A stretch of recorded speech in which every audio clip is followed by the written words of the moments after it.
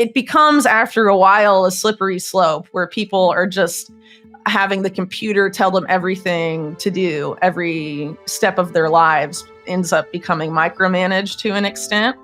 And the idea is that AI, through all the data that it absorbs about us, knows so much about us. Some of these people say it knows us better than we even know ourselves. There's that allows for an unprecedented degree of manipulation. And the problem is that the people producing and programming AI and ultimately controlling AI and what it can do not have our best interests at heart. And it is not a good idea to basically hand them our brains in a bag.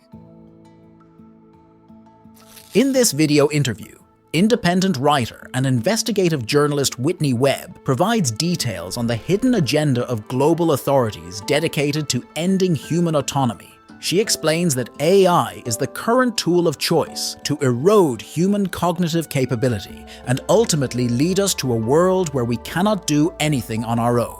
She mentions names like the late Henry Kissinger and his successor Eric Schmidt, who have spotlighted this possibility and warns that they're not mere predictions.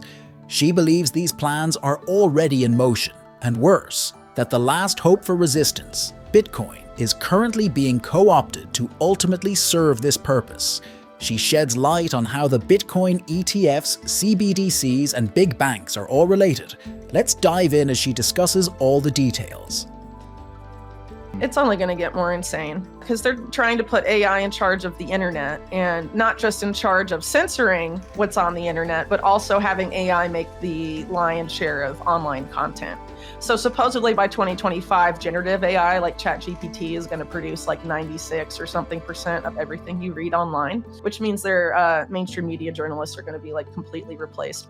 So when you have AI both like producing and then curating, i.e. censoring, everything, then AI dominates the information environment, and whoever programs AI and stipulates like what information is okay and who isn't has like unprecedented control. And when you consider that most people today get their information from online or digital sources, that's unprecedented control of not just how the information that people like read and receive, but also, you're manipulating how people perceive reality. And that obviously translates into how people behave.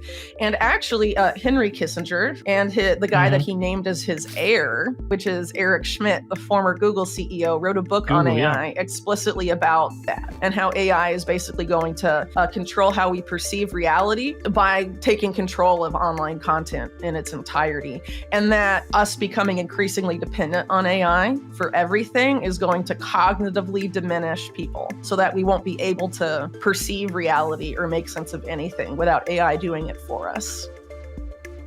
Whitney has explained how the elites plan to use AI to control not just what we read, but what content is available at all. She explained that the end goal is of this absolute and unprecedented control for the ruling class through manipulation of how the populace perceives reality. These claims might seem dystopian, but Whitney's evidence is hard to dispel. However, the worst is yet to come, as Whitney discusses how these entities plan to crush resistance that could rear its head via Bitcoin. Let's dive back in.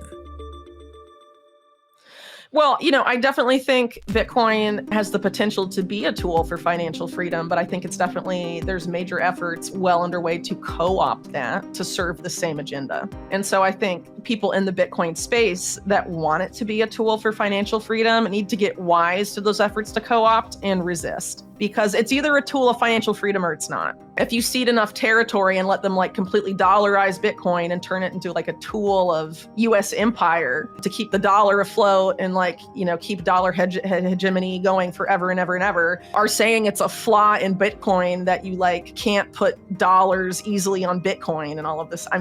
No, the whole point supposedly, right, of creating Bitcoin was to give Wall Street banks the middle finger and create something that had immutable sound monetary policy. So if you allow them to co-opt it so it's not those things anymore, what are you left with? Is it a tool of financial freedom, or is it just the promise of Bitcoin been hollowed out and replaced with Wall Street garbage? There's all sorts of things that are happening in Bitcoin right now that could be under that umbrella. But when you start to have people like BlackRock being like, you know what, we actually like Bitcoin now, that's a sign to pay attention. So I think in the Bitcoin space, you need to be very aware that there is a fight being had right now about the future of Bitcoin. And you have to decide which side you're on. Are you going to fight for Bitcoin to be a tool of financial freedom, or are you going to allow it to be co-opted by the powers that be that it was supposedly designed to resist them and be something they can't control? Are you going to give them control of it? I mean, the answer should be no to any Bitcoiner worth respecting.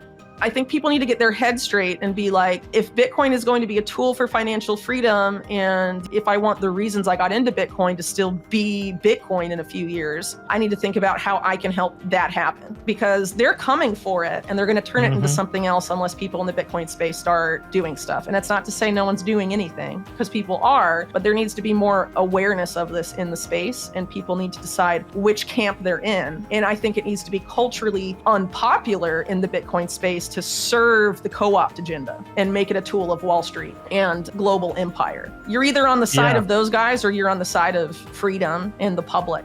Put your flag somewhere. The Bitcoin community needs to take a stand now is Whitney's message today. She has shed light on the terrifying machinations of the elite for society through AI and their plans to crush the only tool for resistance, cryptocurrency, especially Bitcoin. Whitney explained that the plans to use AI are just one portion of the elite's plans to end privacy and autonomy. The other is to remove technologies like Bitcoin, and that the entry of institutions into this space is an obvious tool for doing so, since the approval of the Bitcoin spot ETF's Bitcoin has generally trended up as many believed it would, but the amount under the control of BlackRock also continues to grow. Whitney believes this is a scheme to ultimately co-opt the last hope for human autonomy post the Cyber 9/11 events being orchestrated. What do you think about Whitney's shocking revelations? To see the latest in crypto news, watch this video here.